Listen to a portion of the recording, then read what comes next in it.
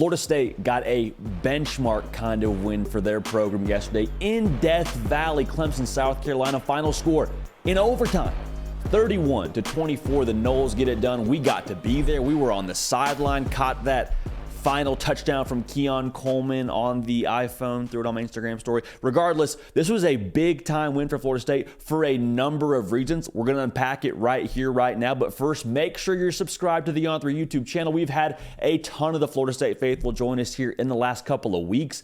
Got a chance to meet a ton of y'all yesterday in Death Valley. That was phenomenal. So thank you for that. Also, thank you in advance for being subscribed and following me on Twitter and on Instagram at JD Paquel, whether you call it Twitter or X. Regardless, just follow me at JD Paquel. We appreciate y'all in advance for that. Like I was mentioning, this was always the big one for Florida State. Like the game against LSU, we talked about it yesterday on the field. That was big for a statement for Florida State. That was big for the college football playoff resume. But this was always the one that Florida State was going to judge themselves by. Because it'd been a minute now since they beat Clemson. It had been a minute. And if you want to have the crown, you got to beat the king.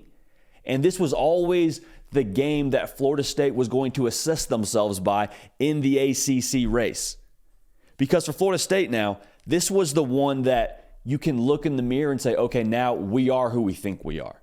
Because remember, last year, Florida State beat LSU as well. So beating them again this year, I'm sure felt good. And the way that they did it sent a message to the rest of the college football landscape. But to beat Clemson, and to beat him in Death Valley, and to beat him in an environment like that, I mean, just the amount of confidence that has to instill into your team, and to do it on a day when you didn't have your fastball, to be real. Like, they had essentially no ground game yesterday. Ran for 22 yards. And it wasn't pretty, but I think that's what great teams do. Like when you don't have your best day, when you roll out of bed and for whatever reason you have a really great front seven you're playing and there were things that you weren't doing schematically that were working, like to still find a way to get it done, that's what championship level teams do. And so I think for Florida State, the thing that I look at from that game yesterday is the response muscle.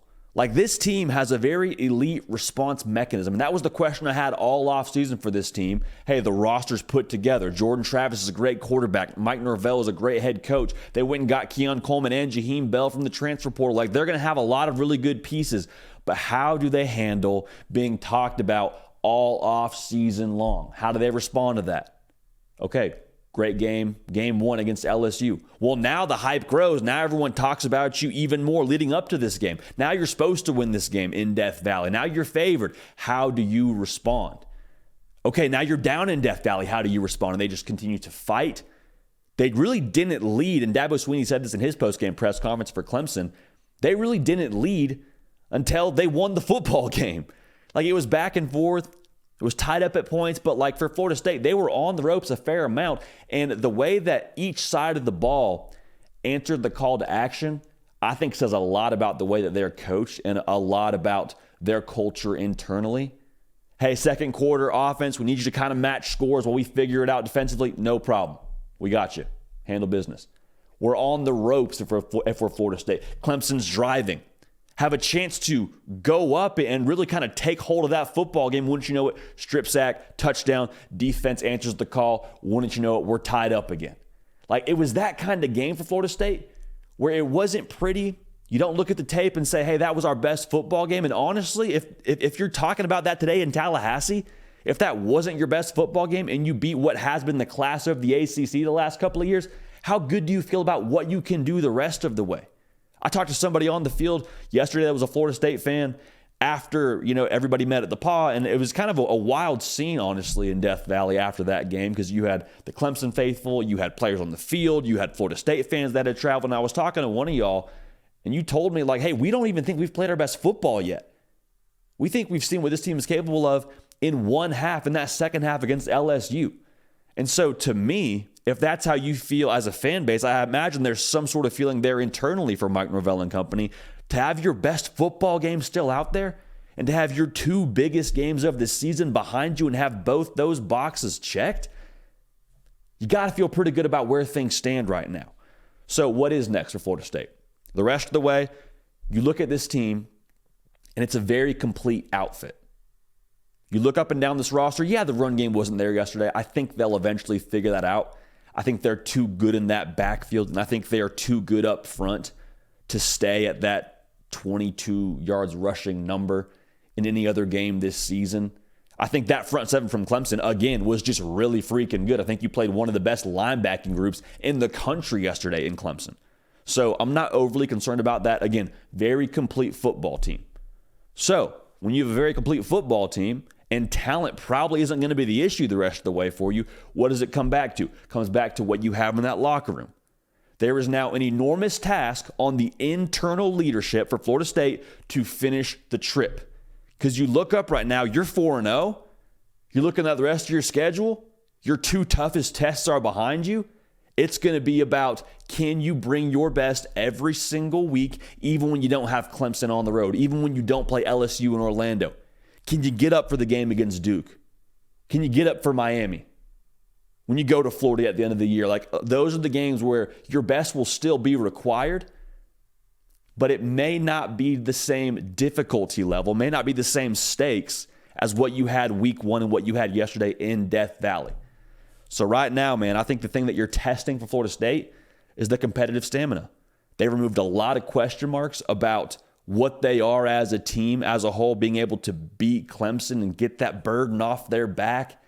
That's what Jordan Travis came back for. That's what Jared Verse came back for. And I understand draft stock had a lot to do with it, but once you had everybody locked into what this 2023 roster was going to be for Florida State, this was the game you had circled. This was the game where you were going to look in the mirror after you got through week 4 and say, what are we? I think a lot of people in that Florida State fan base would have said 3-1, we'll take it. Even so, though, you now get to be 4-0 with the rest of your slate ahead of you, and in theory, have a mulligan somewhere, but I promise you, Florida State, in that locker room, they have no interest in mulligans. They've just passed their most difficult 2 tests. And again, going back to leadership, this is where the competitive stamina things, I can't stress that enough, competitive stamina is going to be the difference now for Florida State to get to where they want to go. From a roster standpoint, I haven't even talked about Keon Coleman. I haven't even talked about what Jaheim Bell brought to the table yesterday. I haven't even talked about Johnny Wilson. Like, as a whole, this offense is going to be able to beat you multiple ways. And this defense, the way they answered the call yesterday and the way they were able to dial it up against this offense in the second half of Clemson, like, cannot say enough good things about this operation and cannot say enough about their potential the rest of the way. Again, I think their best game is still out there. That's a scary thing for the rest of the college football landscape. We appreciate y'all being locked in. If you have not yet subscribed to the On3 YouTube channel, we'd love to have y'all talking ball every single day. Live Tuesday, Wednesday, Thursday, 11 a.m. Eastern. Get on back here. We will predict the games for week 5 of the college football season this coming Tuesday. Again, that's at 11 a.m. Eastern. Follow me on Instagram. Follow me on Twitter /X at JD Piquel. We appreciate y'all, man. We love y'all. We're going to keep this party rolling. We will see y'all next time. Hey, y'all. Thanks so much for watching. Subscribe to the channel here to make sure you don't miss an episode of The Hard Count. Also, be sure to check out other videos on the On3 YouTube channel.